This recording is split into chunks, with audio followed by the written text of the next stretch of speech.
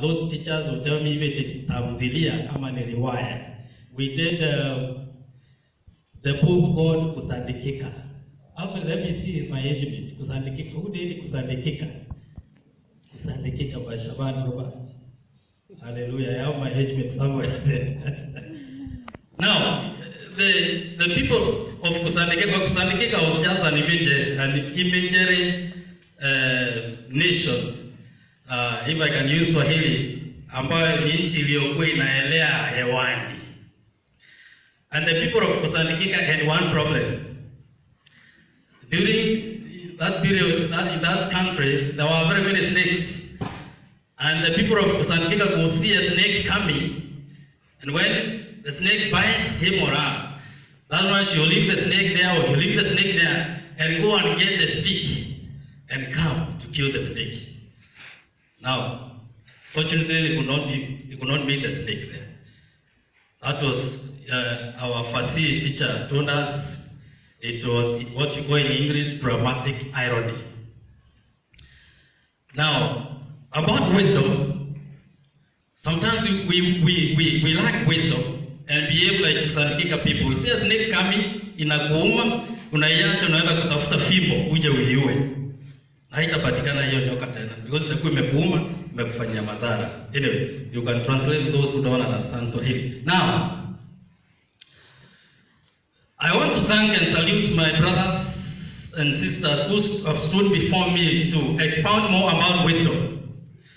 And I'll build on that. And I'm no longer defining wisdom. But in the world today, there is a great need for us believers to receive, to accept, to use the wisdom of God. A great need. And look at what is happening currently. The changing of cultural values, the fear of insecurity. There is a lot of hypocrisy and deception and dishonesty. Homelessness, unemployment, prostitution, environmental pollution, drug substance and substance use. Look at the escalating collapse of sexual morality that is taking place. Look at the increased corruption in many countries and individuals. Look at how the number of Christians is increasing, but paradoxically, Christianity is not increasing, and Christianity is the way of life. It's not a religion, just a mere religion. Look at what is happening: hatred, gossip, false doctrines, and belief systems.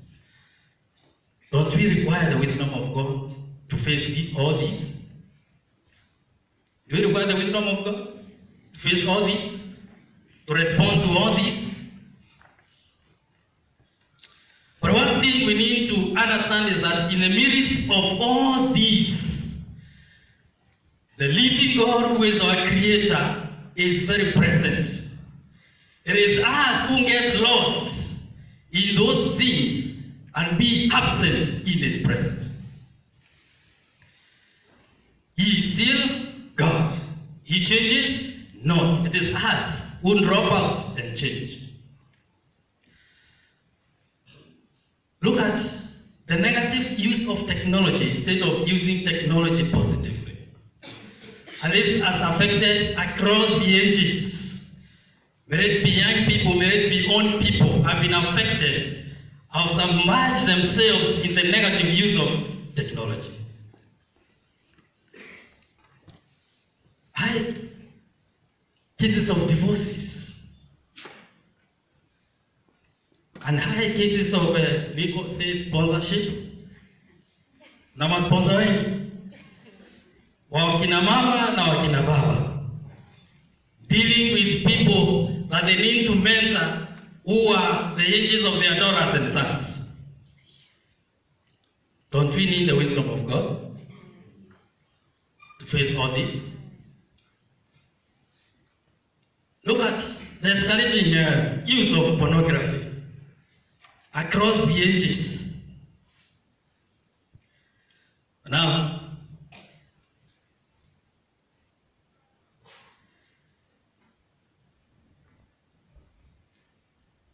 the wisdom of God is obscured by the notions of just mere insight, mere knowledge, and mere education across the board.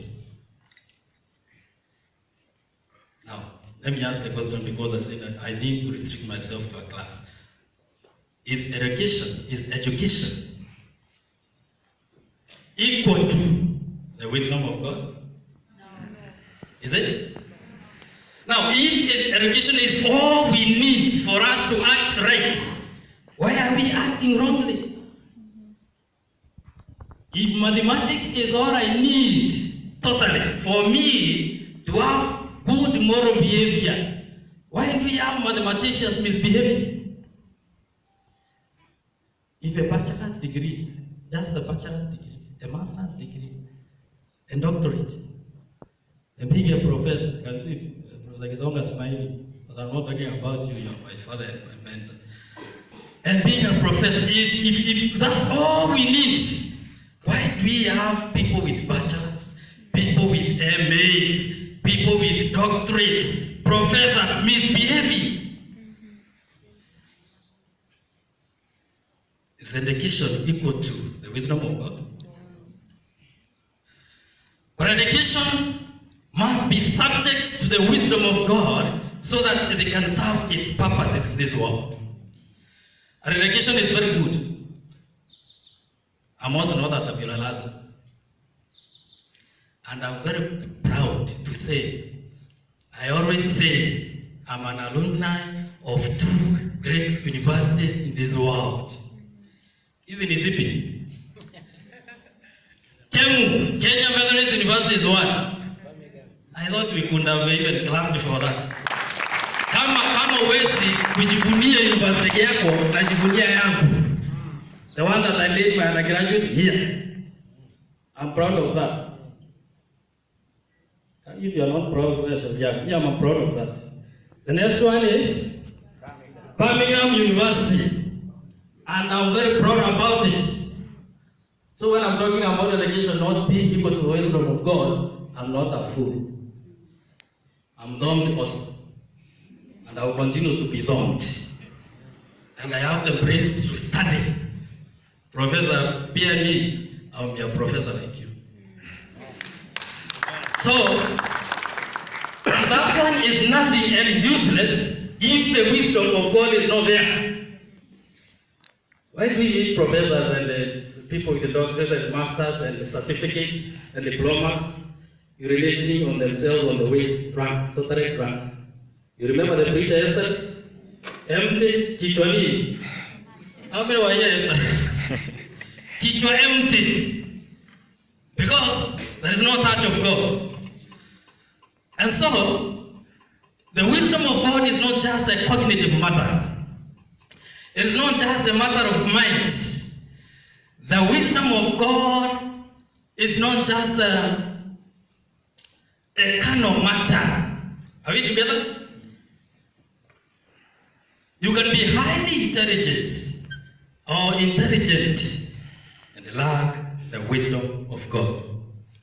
That's why somebody said, parenthetically, an education system that does not begin with the wisdom of God, but is based on a relativistic approach to information and morality is meant to crumble.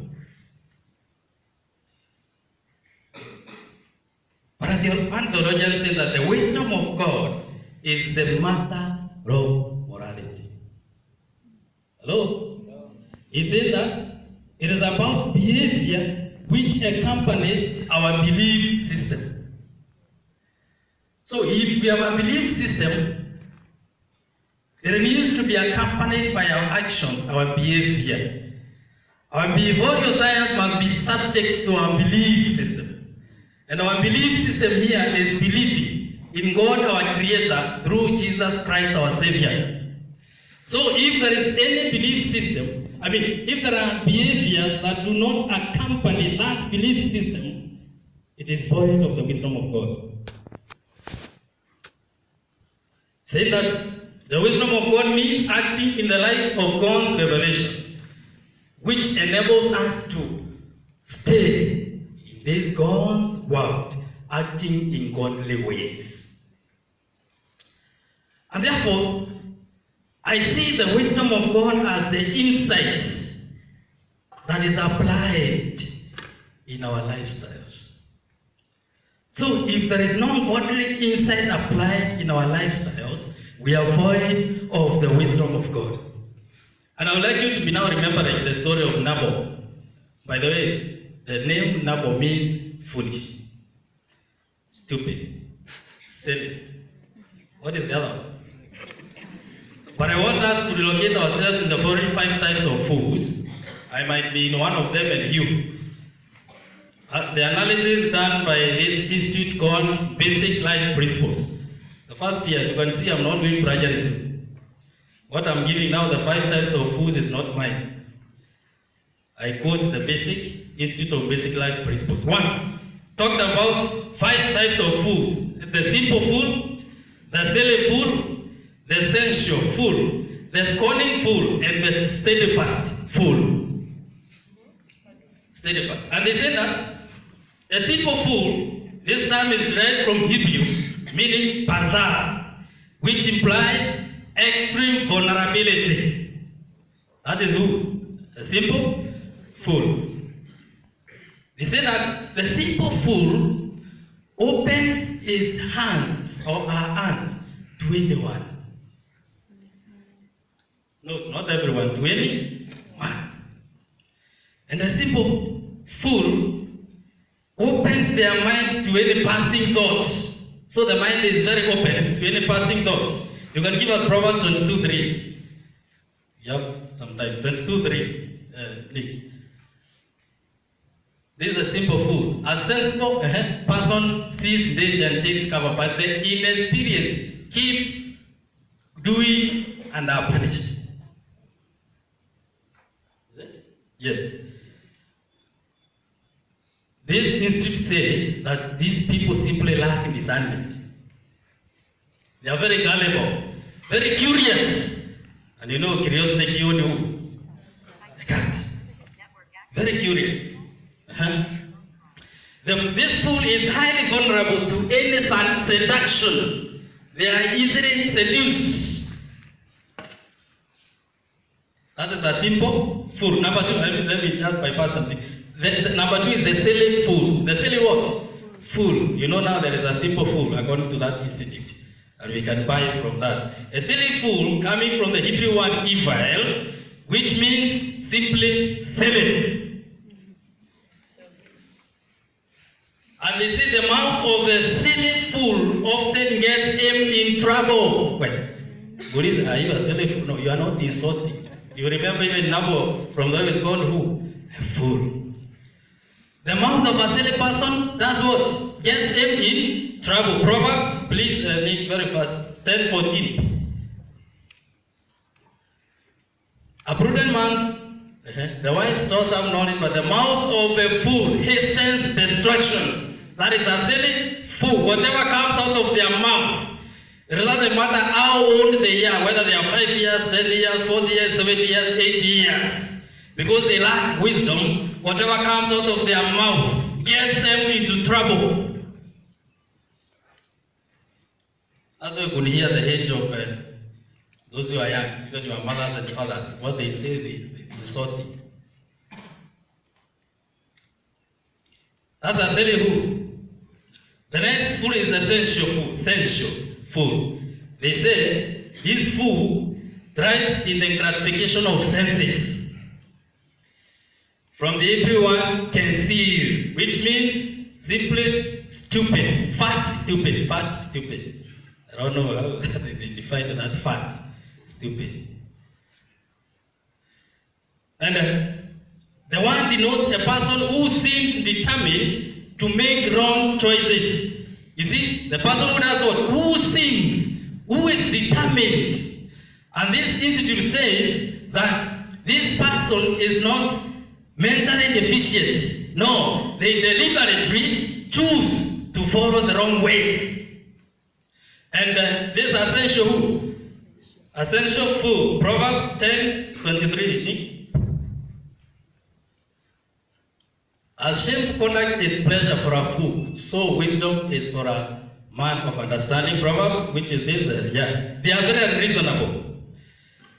We will not read all of them. The essential food is very unreasonable. Proverbs 18:6-7, you can read. So we have the simple food, a silly food, and who? Essential food. Essential food is the ones who psychologically we say they follow instant gratifications. We have no time to go expound that. Now the other food is a scornful food. The huyo mpumbavu mwingine, from the Hebrew term liut, which means to make mouths at, to scoff. This is a scornful food. And they say scornful fools, you can read even from their facial expressions, how they are scornful. Now, this type of a fool not only rejects the truth, but embraces that which is abominable before God. You see, Psalms 1 says what? Psalms 1 from 1 says, this is what the scornful fool is. And says what? There is no power. Pleasant is the one who doesn't. Sit in the council of. So now, there's a pleasant part. The scornful fool is the opposite of that. You can go and read and study it. Now, the other one is the steadfast fool. From the term, Hebrew term meaning Nabal. This was who Nabal was. We are going there in a few minutes. Nabal, steadfast fool. This fool totally rejects God and his ways. That's what Psalms 14:1 says. A fool says there is no God. Totally rejects. He is his own God. She is his own God. He is his own king. And his goal is to draw as many to him as possible. This is how Nabal was. The fool says in his heart, God does not exist. These are steadfast fool. This is the most dangerous fool of all. Now ask your friend, which type of fool are you? Like that, you have no partner, I can ask you, which type of fool are you?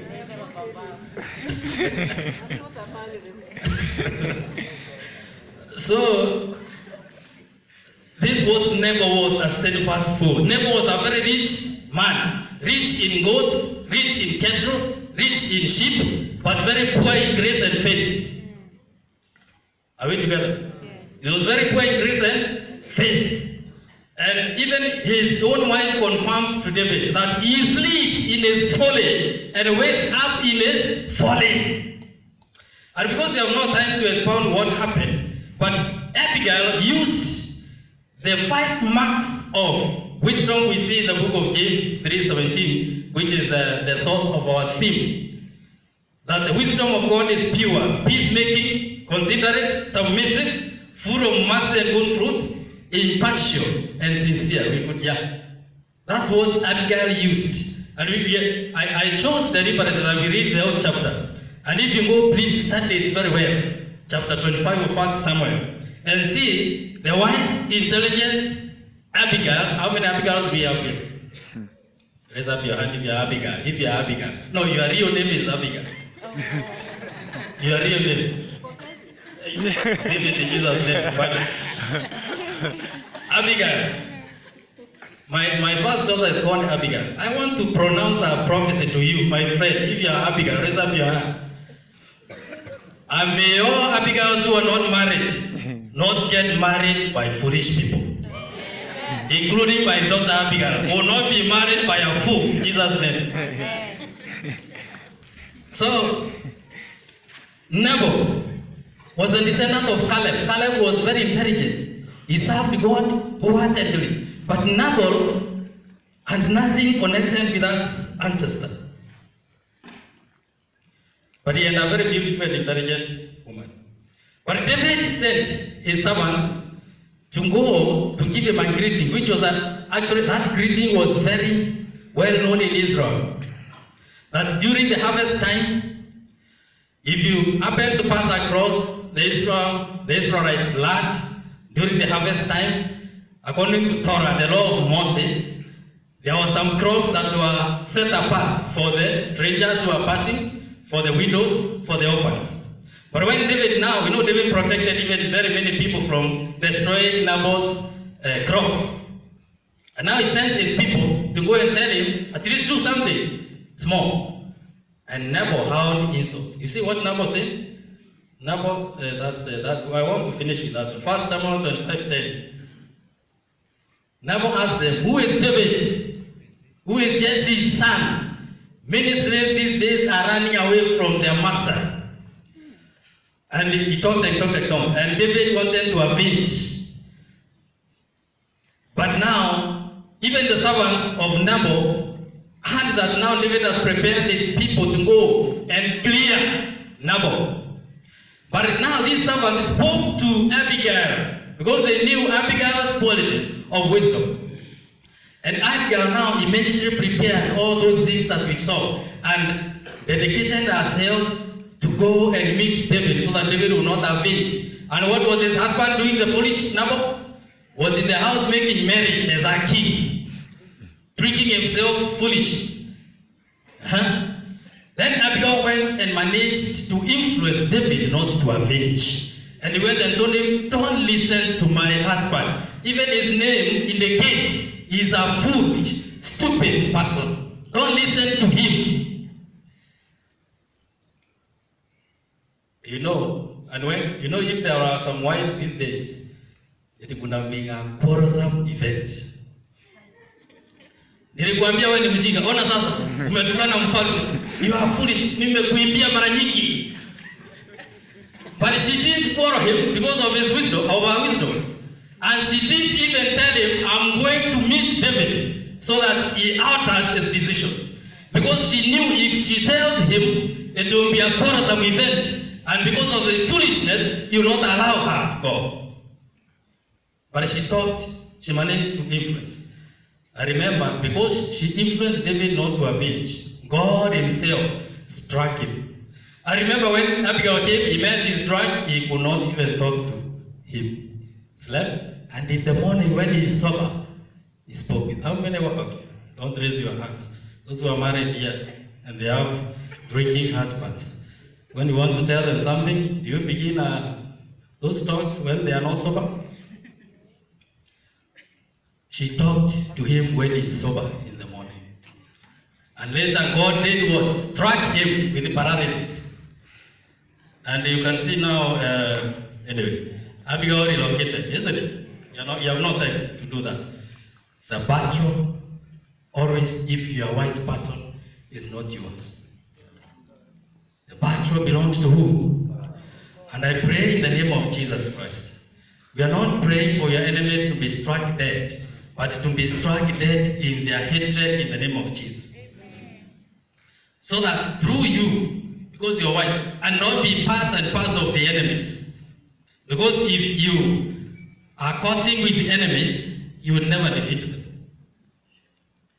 Any embarrassment caused by the enemies will not get you in the name of Jesus. Because the battle is not yours, the battle is not mine. God himself will fight for himself. Because he is wise, he's a wise God, and we are his wise children. And I want us, we pray.